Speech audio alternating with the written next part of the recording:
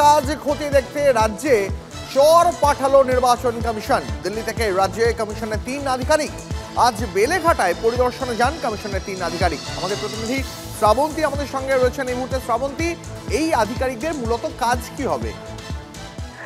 দেখো, এটা একটা নতুন উদ্যোগ বলা যায় দিল্লি থেকে ইতিমধ্যেই 3 অফিসার এসে পৌঁছেছেন। আজকে তারা বেলেঘাটা অঞ্চল পরিদর্শনে গেছেন।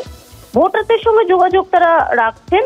এমনকি তাদের যদি কোনো সন্দেহ হয় তাহলে সরাসরি ভোটারদের কাছে গিয়ে তারা ফর্ম দেখতে চাইতে পারেন, যে ডকুমেন্টস দেওয়া হয়েছে সেগুলি কি আদতে ভিত্তি করে দেওয়া হয়েছে সেগুলিও তারা দেখতে পারেন। যদিও সিইও দপ্তরের বক্তব্য যে তারা এই 3 আধিকারিক এরপরে কোথায় যাবেন এই ধরনের গতিবিধি জানবেন না। এর আগে তোমার মনে থাকবে যে বেলেঘাটা থেকে এই প্রথম এরা যে বিএলও সাসপেন্ড হয়েছিলেন, যে একটা অভিযোগও উঠেছিল যে এনুমারেশন ফর্ম সঠিকভাবে বিলি করা হচ্ছে না, তাকে সরিয়ে দিয়ে অন্য বিএলও কে রিপ্লেস করা হয়। এই অভিযোগের পরেই এই রকম গতিবিধি কিনা সেটাই মনে করা হচ্ছে।